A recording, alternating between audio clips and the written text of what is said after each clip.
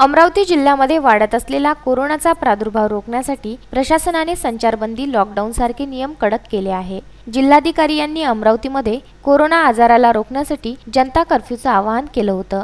तर दुसरीकडे अमरावतीवरून अवघ्या 30 किलोमीटर अंतरावर असलेले चांदूर रेल्वेमध्ये लॉकडाऊनचा पूर्णतः फज्जा उडाल्याचं चित्र दिसत आहे। अनेक व्यापाऱ्यांनी आपली अर्धी दुकाने उघडून माल विकणे सुरू केले आहे। त्यामुळे ग्राहकांनी दुकानांमध्ये आपला मोर्चा वळविला।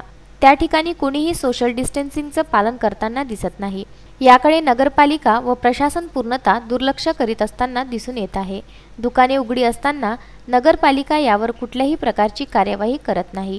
त्यामुळे दुकानदारांचे मनोबल उंचावत आहे। तर दुसरीकडे हातावर पोट असणारे फुटपाथवर व्यवसाय करणाऱ्यांवर कारवाई आणि मोठ्या व्यापाऱ्यांना यामधून सूट ही प्रशासनाची दुजाभावाची भावना का दिसत आहे, असा प्रश्न नागरिक करीत आहे।